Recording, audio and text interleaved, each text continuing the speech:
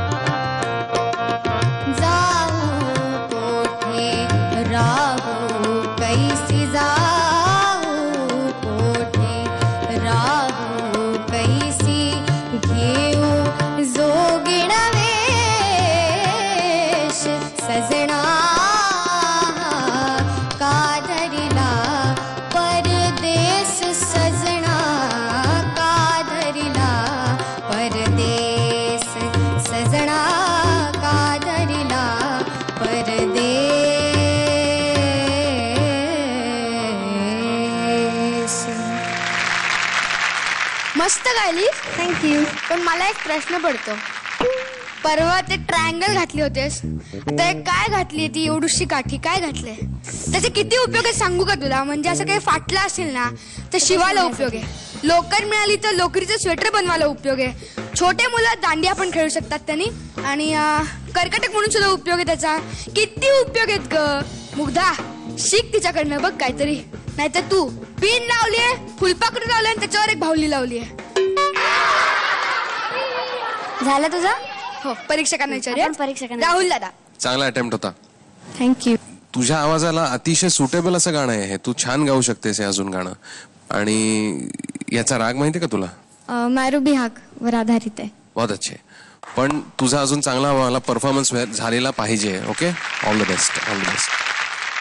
स्वप्नील दादा, एक गोष्ट चांगली झाली आहे की राहुल दादाच्या भीतीने सगळ्यांना राग माहीत पडलेले आहेत. Very good. ऐश्वर्या, मला तुझं गाणं आवडलं. तू चांगली गातेस आणि जसं तुला राहुल दादा म्हणाला की थोडंसं या गाण्याकडे जास्त लक्ष दिलं पाहिजेस. तू सुरेल आहेस, तू चांगलं गातेस, पण अजून छान आलं पाहिजे, जमून आलं पाहिजे गाणं. Okay, all the best.